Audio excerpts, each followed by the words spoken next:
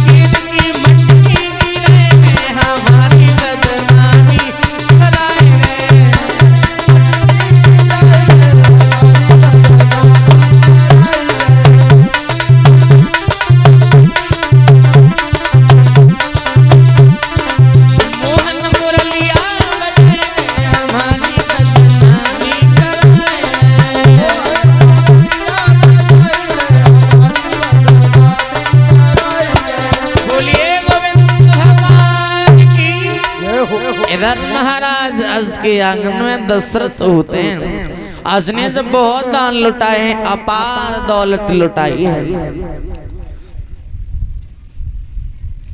तो इनके राज्य में एक ब्राह्मण रहते थे। एक ब्राह्मण ज्यादा धन दौलत नहीं थी, जिनके पास में जो भी कुछ मिल जाया करता था हवन पूजन से, एक शादी विवाह से, उन्हीं से अपने परिवार का आभरण पोषण करते थे। कभी किसी के दरवाजे पर मांगने नहीं जाया करते थे। एक बार ब्राह्मणी ने विचार किया है, ब्राह्मण को समझाया कि देखो महाराज, सब लोग दान लेने जाते हैं राजा के दरबार में, तुम भी चले जाओ, जो भी अपनी इच्छा अनुसार दे दे उन्हें लेकर के चले आना। ब्राह्मण ने कहा नहीं महारानी, ब्राह्मणी नहीं, वो प्रजा की दौलत है, प्रजा की धन, प्रजा की कमाई लुटा रहे हैं, हम नहीं। बोले नहीं जाओ, जो अपनी इच्छा अनुसार दे दें चले आना। गए, बैठे रहे, सुबह से शाम हो गई, सब आ रहे हैं, धन लेकर के जा रहे हैं। शाम जब हो गई तो अज ने पूछा कि तुम क्यों, क्या संदेशा लेकर के आए हो, क्या शिकायत लेकर के आए हो, क्या लेके आए हो और क्या चाहते हो, क्या तो धन जरूरत, धन की जरूरत हो, पैसे की जरूरत हो तो बताओ। तो एक बात कही महाराज, हम आए तो धन की चाहत में है, लेकिन धन हमें वो नहीं चाहिए जो प्रजा ने कमाया है, धन हमें वो चाहिए जो तुमने खुद पसीना बहा करके इकट्ठा किया है, हमें वो धन दे दो, भले एक पाई क्यों ना हो। तो महाराज आज के विचार किया कि बड़ी अजीब सी बात है, ऐसा प्रजा की कमाई है, हमने पसीना बहाया है, तो कहा कि हमें वो कमाई दो, करो खुद मेहनत करो, मेहनत करके परिश्रम करो, मेहनत परिश्रम करके जो तुम्हें मिले वो हमें मेहनत टका दो, पाई दो, दान में वो हमें चाहिए। अब तो महाराज आज ने निकल करके अपने राज्य से दूसरे नगर में जाकर के मेहनत की, ब्राह्मण का दान चुकाने के लिए कहा कि ठीक है, अगर ऐसी बात है तो हमें क्यों ना मजदूरी करनी पड़ जाए, लेकिन हम तुम्हें खाली हाथ नहीं लौटाएंगे। जाकर के लोहार के यहाँ पे हथौड़ा चलाया, सुबह से शाम हो गई, जब लौट के आए तो एक पाई मिली है जिन्हें मेहनत में, मजदूरी में, फल उसका एक पाई लेकर के ब्राह्मण के हाथ में दे दिए, लीजिए। हंसी खुशी से स्वीकार कर लिया ब्राह्मण ने, लेकर के चले आए आंगन में। अब वो पाई जो थी धीरे धीरे उनके आंगन में जब पहुंचे तो वो खो गई, आंगन में गिर गई। वो ढूंढते रहे लेकिन मिल नहीं पाई, मिल नहीं हाँ, जब मिल नहीं पाई तो काफी दिनों के बाद में, बरसों के बाद में उस आंगन में एक बहुत सुंदर पौधा उत्पन्न हुआ है, बहुत सुंदर पौधा उत्पन्न हुआ है, जिसकी सुंदरता पूरे नगर में, पूरे राज्य में सब लोग करते हैं कि ब्राह्मण के आंगन में सुंदर पौधा है। अच्छा, अज महाराज ने विचार किया उस पौधे को खुदवाया जाए,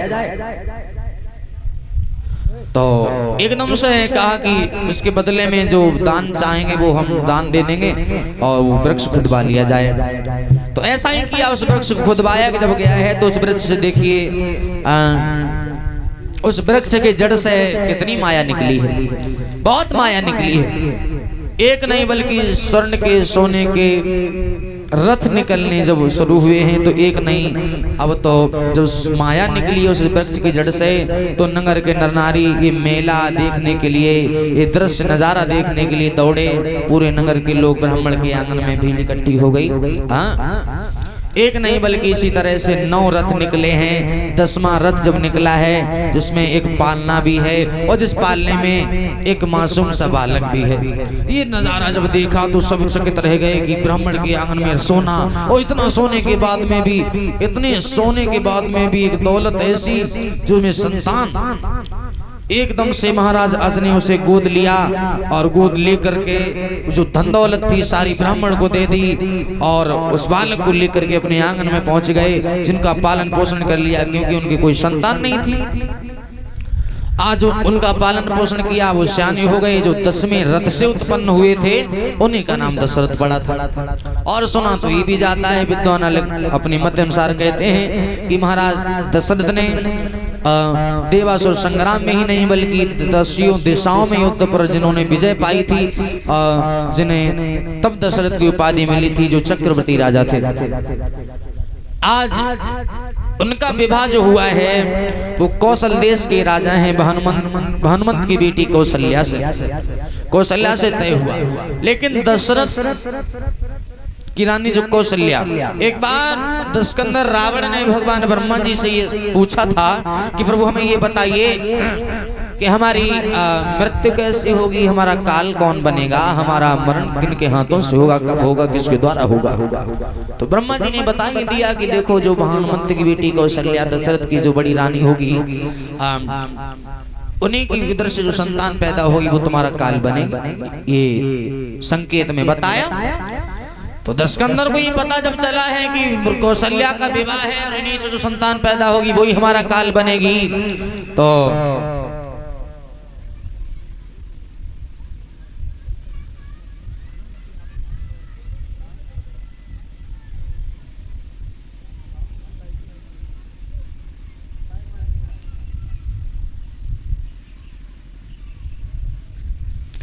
आज हुआ ऐसा कि जब पता चला कि कौशल्या का विवाह है, जो संतान हुई वो हमारा काल बनेगी, तो शाम के रात्रि के समय दशकंदर कौशल्या का हरण करके ले जाता है,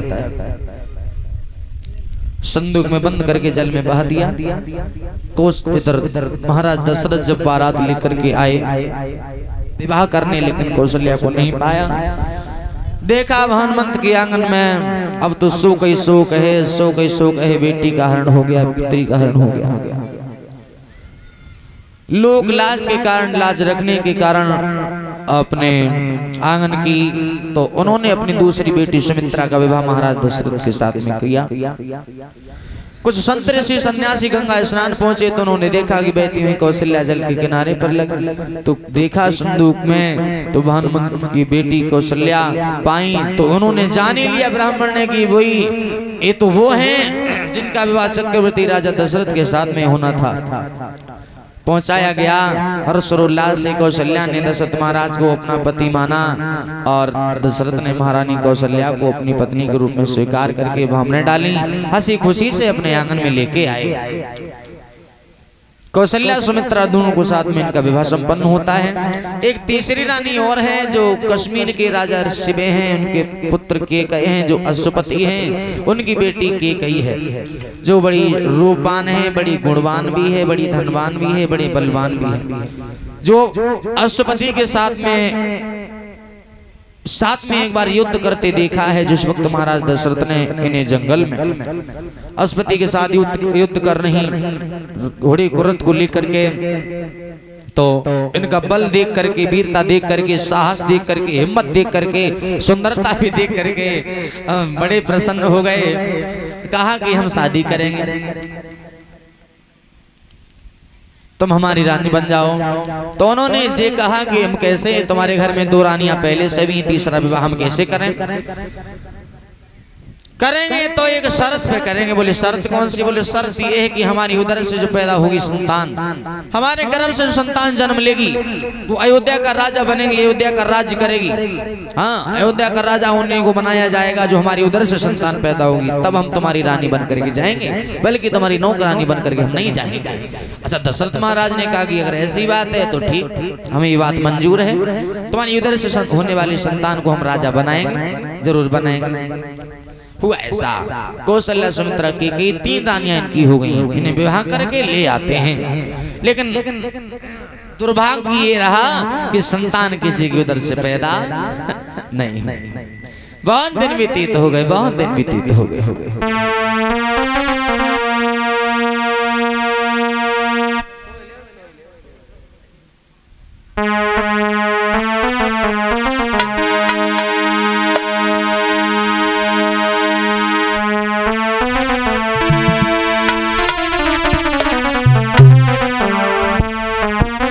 तो संतान पैदा नहीं हुई तो बड़े विचार, क्या करें, लोगों के ताने भी सुनने को मिले। लोग बड़ा सम्मान करते हैं सामने से,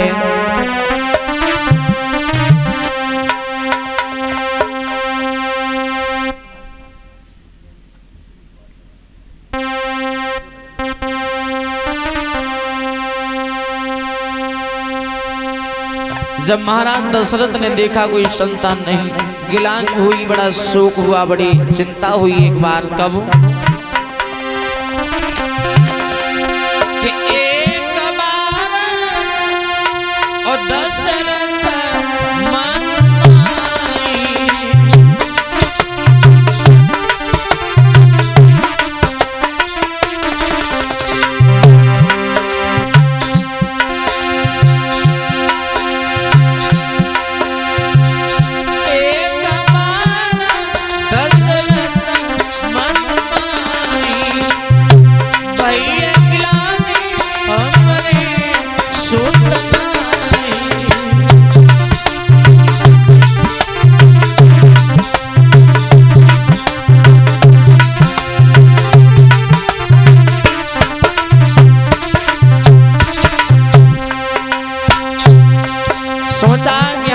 संतान नहीं, बहुत बड़ी गिलानी। कब एक बार इंद्र की सभा में जब ये गए, बैठे रहे, बैठ के जब चले आए, रास्ते में कुछ संत महात्मा मिल गए। उन्होंने पूछा कहाँ गए थे? बोले इंद्र की सभा में। बोले तुम्हारा सम्मान होता है? बोले बिल्कुल, बहुत सम्मान करते हैं दुनिया के लोग, हम जहाँ भी जाते हैं। बोले हाँ पता है, सम्मान करते हैं, केवल सामने से सम्मान करते हैं, पीठ पीछे लोग कितना अपमान करते हैं, कितनी तरह की बातें करते हैं, तुम्हें नहीं पता है? बोले ऐसा नहीं है। बोले अच्छा एक काम करो, तुम जाओ, लौट के जाओ, जहाँ पर बैठे थे उसी जगह पर देखना। एकदम से महाराज दशरथ लौटे, इंद्र की सभा में जो पहुंचे तो क्या देखा, जहाँ पर बैठे थे उसी आसन को गंगा जल से धुलवाया जा रहा है, पवित्र करवाया जा रहा है। क्यों? हृदय में झटका लगा कि हाँ, संतान न होने के कारण लोग जहाँ पर बैठ जाते हैं उस आसन को भी अपवित्र समझ लेते हैं, हमारे दर्शन को भी लोग अशुभ समझ लेते हैं। क्यों? क्योंकि कोई संतान नहीं है। एक बार जंगल में शिकार खेलने गए, हिरण का पीछा किया, उस हिरण ने झाड़ी में छिप कर के हिरण से एक वचन कहा है, बात कही राजा दशरथ से, सुनो राजन। अरे जो राजा निर्वंशी कोई तासे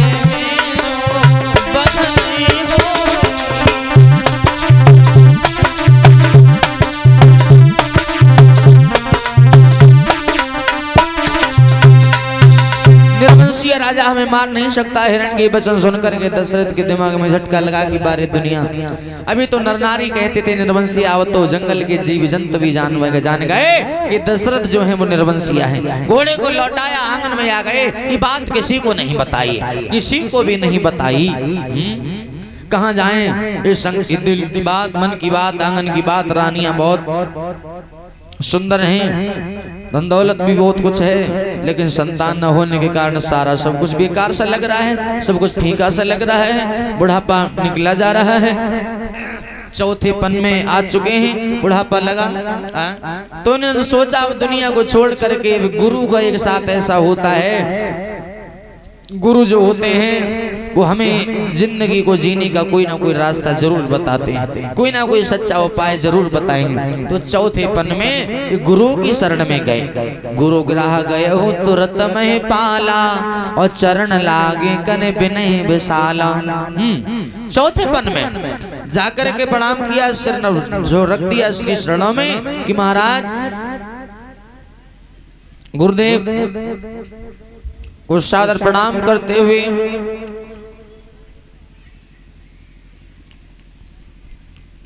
गुरु वशिष्ठ ने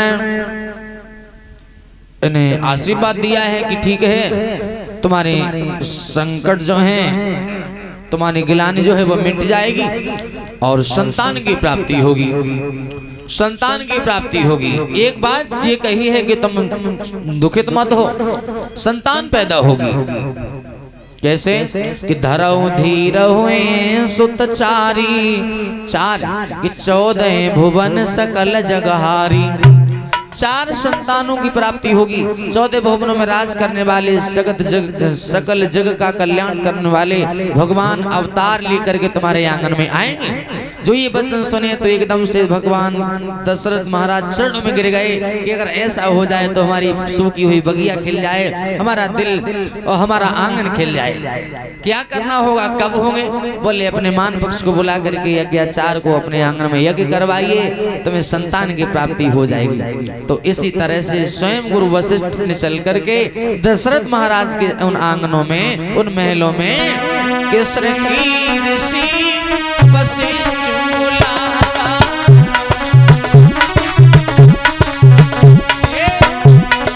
श्रृंगी ऋषि वशिष्ठ बुलावा, पुत्र काम सुभय करावा।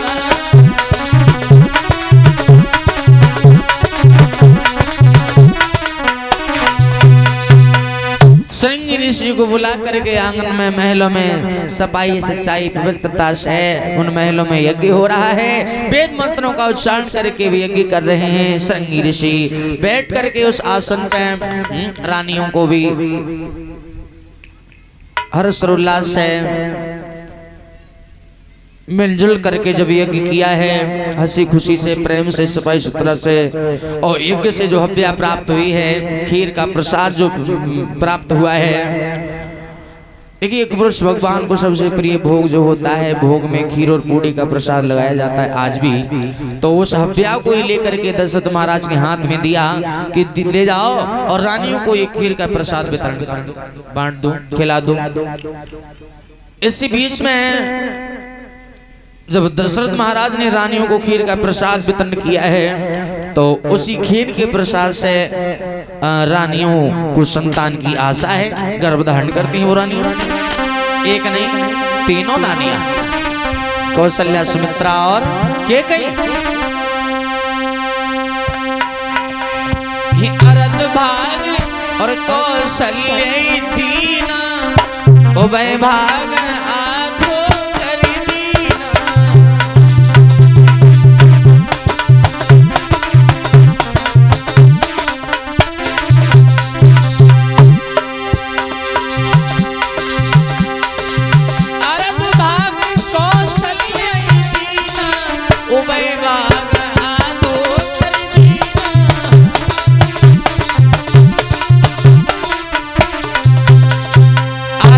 कौशल्या को दी, क्योंकि वो बड़ी रानी थी। बची हुई सुमित्रा और कैकेयी को दी थी। तीनों रानियों ने खीर का प्रसाद जिस वक्त पाया है, तो देखिए संतान की आशा, ठीक प्रसव काल जब आया है 9 मास के बाद में, तो संतान की आशा, महल जो हैं महलों में खुशियां ही खुशियां हैं, खुशियां ही खुशियां हैं। भगवान का अवतार जो होता है इस धरा पे, वो ठीक